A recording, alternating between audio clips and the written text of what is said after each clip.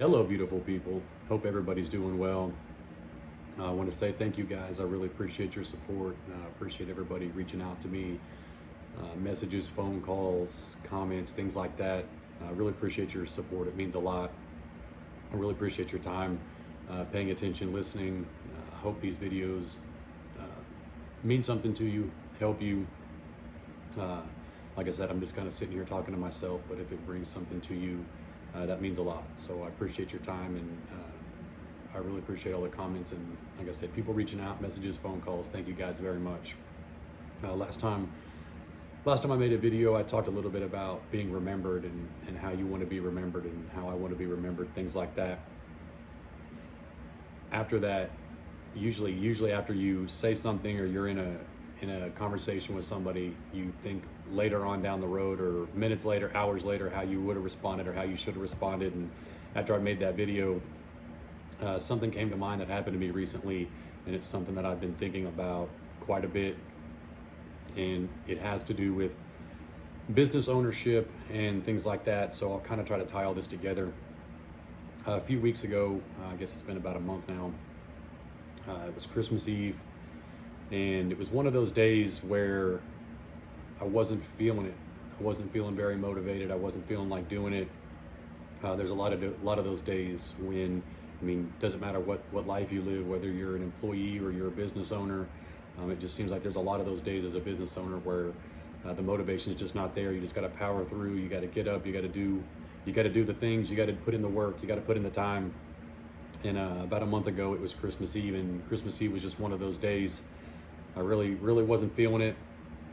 It was a Sunday, and it was raining. It was cold. It was going to be a short day. I was going to open the store for a few hours, not be there all day. I had promised some people I was going to be there so they could pick up some orders, some Christmas gifts and stuff they had bought for other people. So I was committed to go, and I was going to go. I told people I was going to be there, and I was going to be there. But when I woke up, I just really wasn't feeling it that day. Like I said, it was cold. It was raining. There were just other things I wanted to be doing. Like I said, I wanted to keep my word, do what I was supposed to be doing. So I went to work that day, and it wasn't very enjoyable. It was quiet. It was cold. Didn't have a lot of customers, of course. It was Christmas Eve. But somebody came in. Somebody I met about a month before that, right around Thanksgiving. A lady had come in with her son, her grown son, and they had just eaten at the restaurant next door. And never met this person before, but whenever her and I started talking, I'm a curious person. I like to talk to my customers, find out a little bit about them if I get the opportunity while they're there. Some people want to talk, some people don't. But so I was just talking with this lady, and she opened up to me. A lot of people will open up to you throughout the course of your day. I'm sure there's other people this happens to, but people open up to me. I think whether they realize that it's my business or if I'm just an employee there, but some people open up to me. But I'm quizzing this lady. I'm just talking to her, asking her, about her life and where she's from, things like that. And pretty quickly the conversation turned to she had just lost her husband Thanksgiving, and it's always hard to hear stuff like that when you see somebody that has lost somebody that's important to them. Somebody that's been with somebody, married to somebody for 20, 30, 40 years, and then they wake up one day and that person's gone. And it's just devastating to hear it and to see it and to know that exists in the world, but it's a reality. It happens every single day, everywhere. And when I talk with somebody like that, it's, I want to try to comfort them if I can. And, I offered to give her a hug, and I gave her a hug, and, she was emotional, but it wasn't like she was in tears and crying, but it looked like it just hadn't quite set in yet. She was still kind of in a state of shock that this man that she had been with for so long and was part of her life was just gone. But fast forward about a month, it was Christmas Eve, and I'm trying not to get emotional while I tell you guys the story, but so I'm sitting there on Christmas Eve. It's raining, it's cold, I don't really want to be at work. you know, typical human being stuff. I'm feeling bad for myself, feeling sorry for myself, you know, and the door opens and it's her. And she's carrying this little tray, this little gift basket. She had made some like Christmas type candy, homemade candy, and she brought it to me. And we just started talking, and it was kind of incredible that this woman that I don't know, that I just met, that I made enough of an impact on her in a few minutes that we met, for her to think of me and take the time out of her day to make, you know, while she's going probably the most difficult time of her life, and make something with her own time and energy and effort, money, all these things, and make something as simple as candy, and take the time out of her Christmas Eve to bring it to me and talk to me. It was a really humbling experience, and it was a way, you know, God has a way of letting you know when and how you should stop feeling sorry for yourself, because no matter how difficult it is, or what your little problems are, what your little issues are, there are people out there that are dealing with things that would absolutely crush you. There's things that people deal with every single day that I just couldn't handle.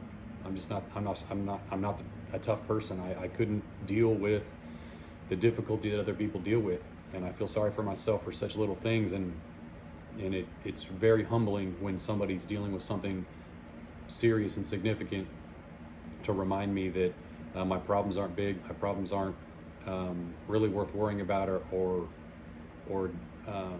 you know, like I said, feeling sorry for myself, or I'm not sure what the words are, but just a way of humbling me. And while she was there, she's like, hey, I don't know if I don't want to be inappropriate or anything, but I just want to tell you that I love you. And you know, that meant a lot to meet somebody that's going through such a difficult time, for her to be thinking of other people and caring for other people, and still find love in her heart and be loving towards other people, especially a stranger like me, that oftentimes and through most of my life was pretty much unlovable. And to have somebody care for you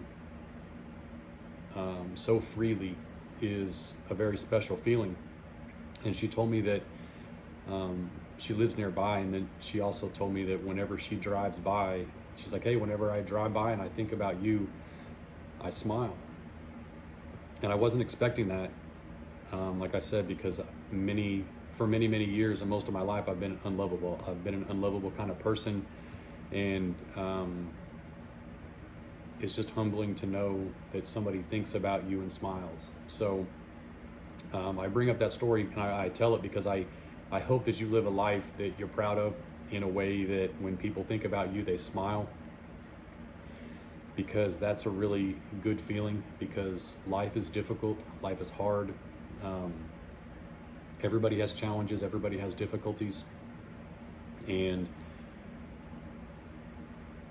to make sure that you're going out of your way to do the right thing and take care of other people, so that whenever they think about you, they smile. And I haven't always lived a life that when people think about me, that they're going to smile. And I hope I've done enough work that people do think about me and smile. And that's not a finished product, that's a process. I have another story I'll share with you that I'm not proud of, but it's just to give you an example that, you know, just because something happened that's good doesn't mean that everything I do is good. I'm still an imperfect person. I make a lot of mistakes. So a few months ago, it's probably been about a year, I was at work, I got a phone call from a customer. It's a guy on the other end of the line, and he's asking a lot of questions about certain pieces of furniture that we have. And it's just a lot of questions, you know, just question after question after question. You know, everything from different sizes, shapes, colors, things like that. He's asking about public service discounts, military discounts, things like that. And finally, I kind of got just short with the guy, and I was like, you know what, why don't you just come down here? You know, like, this would be just so much easier if you would just come down here. Because while I'm on the phone, being selfish. I'm thinking to myself while I'm on the phone in a way, you know, what's in it for me? You know, I don't know if you've ever heard this saying, but everybody's favorite radio station is WIIFM, what's in it for me? And in that phone conversation, I was in that mode. I was tuned to that channel. You know, what's in this phone conversation for me? What am I going to get out of this phone conversation? Is this guy wasting my time? Is he even going to come down here? Is he at another store just price checking? What's going on here? And like I said, I finally just got short with the guy, and was like, hey man, just come down here. Like, what are we doing here? Come on. Like, and I'm even thinking to myself, and I'm probably a little harsher on men than I am women, because I'm like, dude, you're a grown man. Come on, let's go. Let's get this over with. I mean, come down here, you know, come down here like everybody else. Everybody else got to come down here. You can just come down here too. Well, about an hour goes by, and this SUV pulls up, and, you know, the doors start to open. The back hatch comes open. You know, mom gets out, wife gets out, mom gets out. She starts getting the kids out of the car seats. And a few seconds later, I see the wheelchair come out. And I knew right then, like I said, God has a way of humbling you. And when I saw the wheelchair, I knew what I had done and the situation that I put this man in. So before he even came in the door, I knew it was him. And like I said, God has a way of making you feel like this big. And that's how big I felt in that moment, where what was best for him at the time was to pick up the phone and make a few phone calls. That's what was best for him. And I didn't see that. I couldn't see that. And it was because I was being selfish in that moment of, is this guy wasting my time? And I was thinking about me instead of thinking about him. So they come in and they do their shopping. And when they leave, man, I'm miserable. I feel terrible. And I slowly start putting these pieces together and feeling bad about myself for what treating this guy the way I did. And this man, as a military veteran, he sacrificed everything for my freedom. At some point in his life, he chose to give up his life, his entire lifestyle, his family, his friends. He decided to join the military. He went and found a recruiter. He listened to all the potential consequences of his decision, up to and including giving his life for other people that he doesn't know, people like me. He signed on the dotted line. He went to boot camp, he went to training, he went to combat. He lost his ability to walk. He lost his ability to use his legs, fighting for my freedom, fighting for me. And I, in turn, used that freedom that he fought for, that he lost his legs, his ability to use his legs. He lost that ability for my freedom, and I used my freedom to treat him like an asshole. And there's no good excuse for that. And it's a very, like I said, a very humbling experience. And like I said, God has a way of doing that. He has a way of putting you in situations where you realize that it's not all about you, that it's really important to put other people first. And it's not always about getting something, it's about giving something, whether it's your time, your energy, your effort. And as a business owner, you become many things.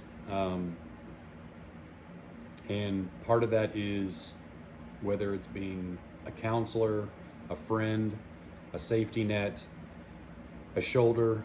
You just become a lot of things as a business owner, and you learn a lot in the process. Recently we had a dinner for birthdays, and we went out, and I was talking with our group, and I talked about this video, and I'll see if I can share the link with you whenever I post this video. But it's a poet, and his name is Taylor Mali, and it's pretty old school video. It's from Def Poetry. I don't know if anybody's had seen Def Poetry when it was around, but a lot of those videos got uploaded to YouTube, so I'll try to post that link. But the poet's name is Taylor Mali, and I believe the title is "What Do Teachers Make?" Something like that. But what he talks about in that video is teachers make a difference. So life isn't about making money, it's about making a difference. And these people that I'm talking about, whether it's teachers, veterans, firefighters, social workers, policemen, civil servants, these people make a difference. And these people are the most humble, honorable people in our society, and they're not rewarded with financial gain. And the least we should do, and least we can do, is take care of these people. And we shouldn't use our freedoms, and we shouldn't be selfish when we deal with these people. So shame on me for the way I dealt with this man. And I hope you guys go watch that video from Taylor Mali. Like I said, I'll try to post the link. Hopefully you guys get a chance to see it. But I saw that video like 20 years ago, and I think about it all the time because as a business owner, it's not always about making money. It's about making a difference. I had these, I don't know, fantasies or delusions about what business ownership was going to be like. I knew at a young age that I wasn't a good employee in the sense that I was just going to walk the line and do as I was told. I didn't think that being self-employed was an option. I didn't think owning my own business or running my own company was an option. It's turned out that way. It's hard to believe that in April of this year, I'll be self-employed for 13 years, and it's been an incredible journey, and I owe that to a lot of people.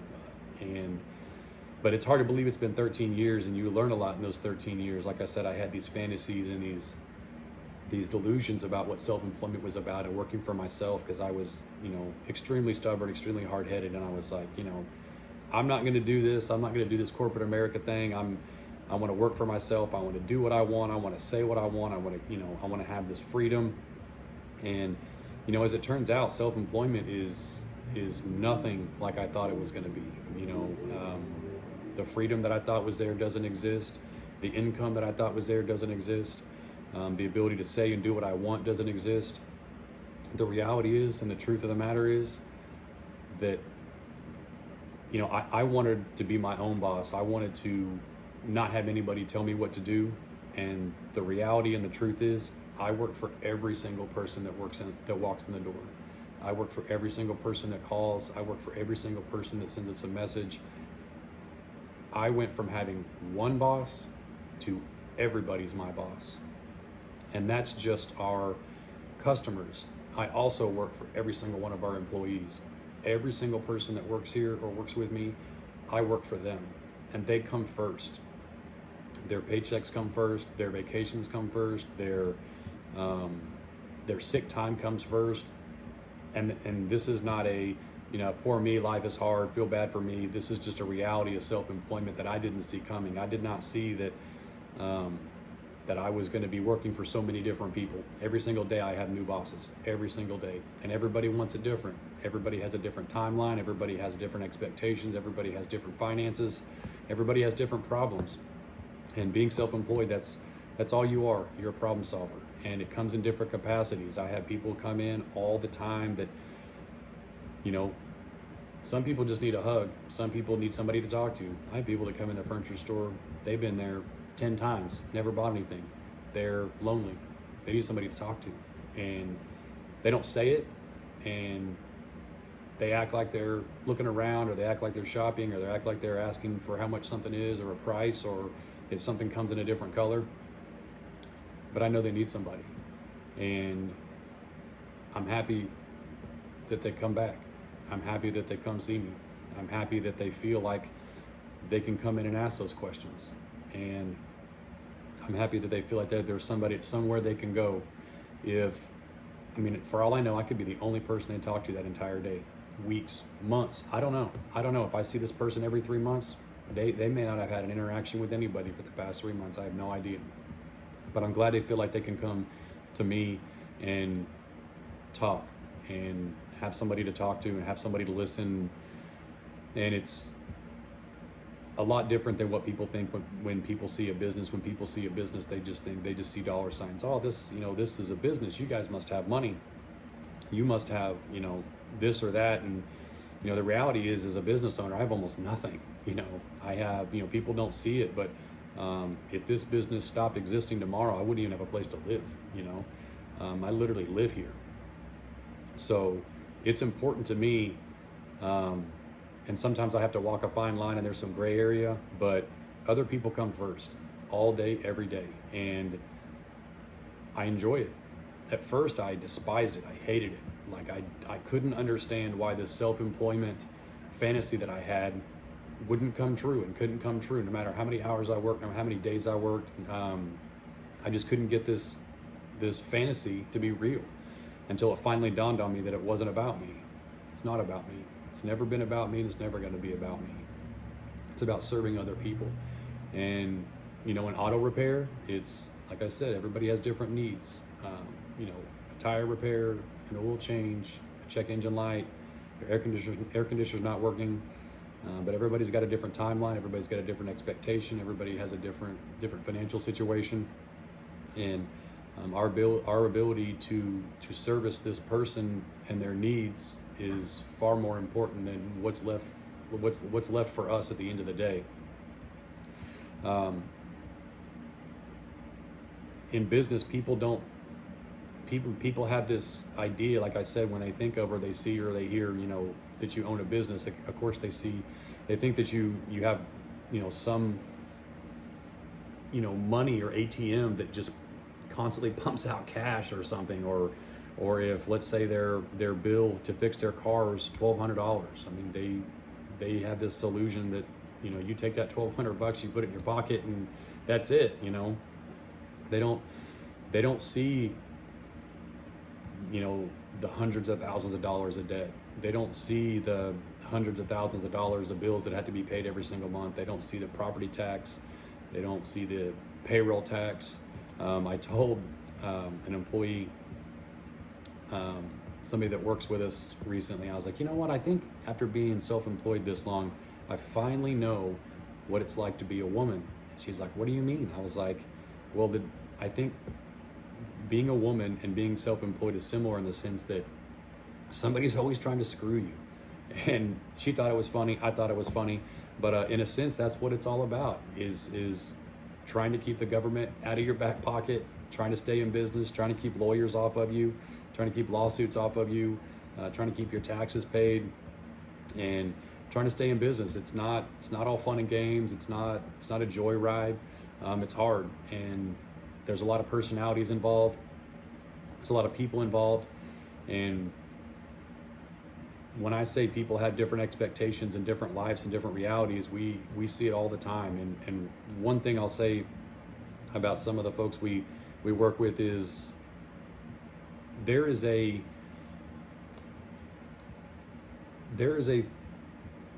thing that happens to, and I see it mostly in men, and I'm sure it's the same for women, but I see it mostly in men that, if a husband and wife have been married for a long time,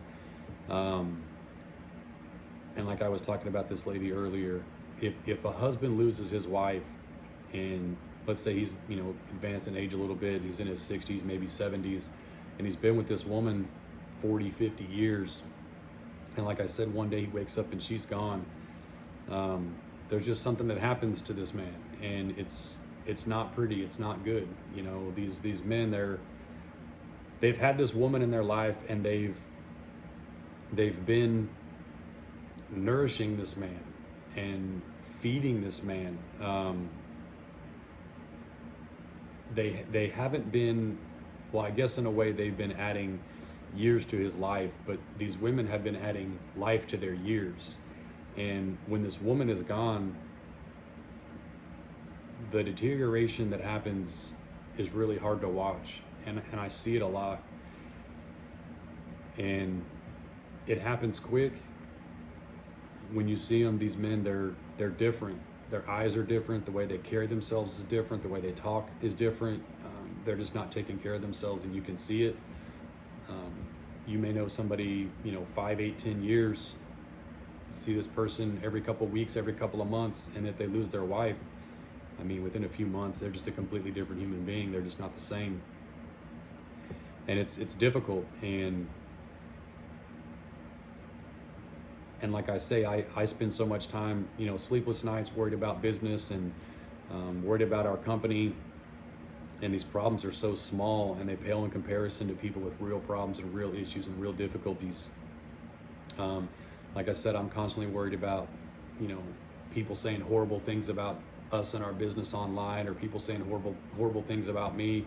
I'm constantly worried about our debt, sleepless nights, lawsuits, IRS, Texas Workforce Commission, Department of Labor, like all these things that I worry about just pale in comparison to, like I said, people with actual problems, people with real issues.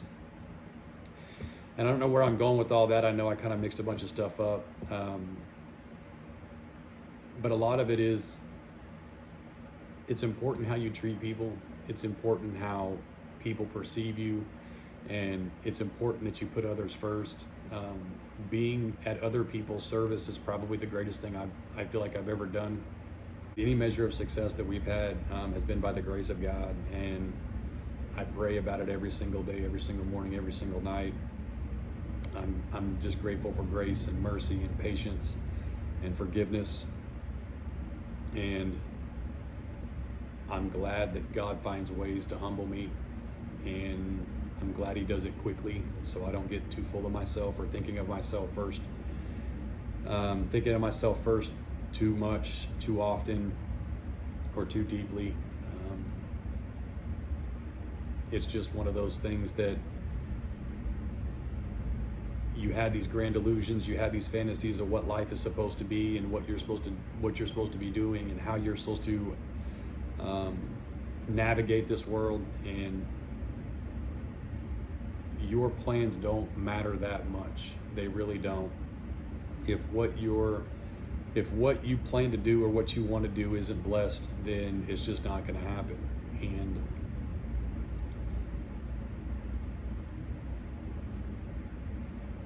there's a passage in Matthew that talks about a rich man asking Jesus what it takes to go to heaven. And of course, Jesus tells him he needs to obey the 10 Commandments, and the guy's like, yeah, of course, I obey the 10 Commandments. And he's like, okay, good, then sell everything that you own, give it to the poor, deny yourself, and follow me. And the rich man went away sobbing because he couldn't part with his stuff. He couldn't part with his things. And that's when Jesus went on to tell the disciples about it being more likely that a camel could walk through the eye of a needle than a rich man to get to heaven. It's not that rich people can't get to heaven, it's that you can only worship one master, and you can't worship money and Jesus and God at the same time. So it's important for me to be thinking like that all the time, because the longer I'm self-employed, the more I realize that these relationships are far more important than any amount of money could ever be worth. And I get caught up in it sometimes. Like I said, people don't see the bad side of being self-employed. People don't see, like for instance, when we hire somebody, when I take on an employee, that person's needs now come first. They come first. Like I said, their days off come first, their sick days come first, their vacation days come first, their pay comes first. People don't see that side of it. People don't think that there may be months where I don't take a paycheck, because I'm making sure that everybody that's here has their pay coming to them, that these bills are paid, that the IRS is paid, that the bank is paid, that the phone bill's paid. Well, I'm making sure all these bills are paid, because these jobs matter, these customers matter, what we do here matters, the service we provide matters. So people don't see that side of it, but that's my responsibility.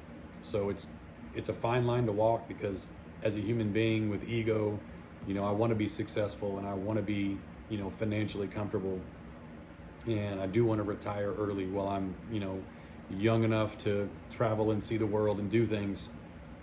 So I have to walk this fine line of service, serving the people I work with, serving the customers, making sure everybody has their paycheck on payday, making sure that everybody has a place to come to work every month. And then also, figuring out what does success mean to me, and what does that mean financially, and what does that mean as far as time, because time is far more important than money. So yeah, I'm not 100% sure where I'm going with that, but I want to read one more thing for you from the book of Mark. And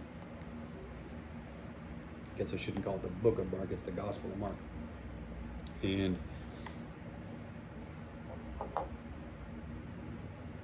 it's one of those things that it's hard to deny yourself, because as creatures, we are very, like I said, WIIFM, what's in it for me? We think about ourselves first.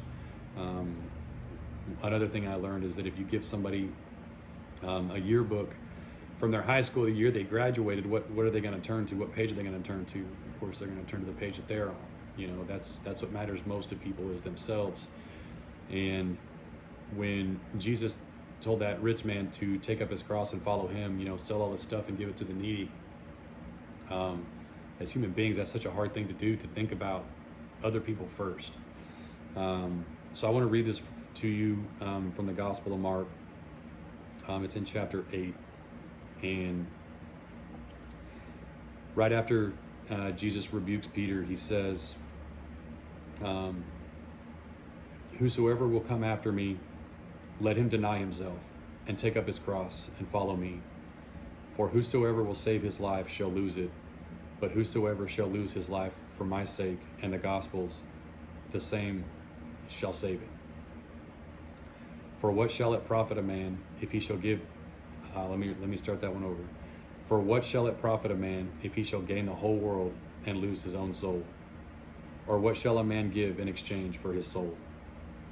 Whosoever therefore shall be ashamed of me and of my words in this adulterous and sinful generation, of him also shall the Son of Man be ashamed, when he cometh in the glory of his Father with the holy angels. And that's something that I think about. Am I putting worldly things ahead of what really matters?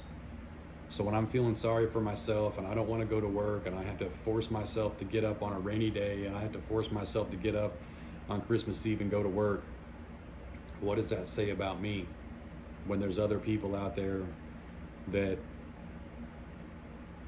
are really going through it? So this week, between this video and the next, I'm going to be thinking a lot about denying myself and putting myself in service of others and putting other people's needs first. So I'll leave y'all with that tonight. I really appreciate you. Thank you so much for paying attention. Thank you for listening. I hope this does something for you. I hope this helps you in some way. I love you guys, and we will talk to you soon. Bye.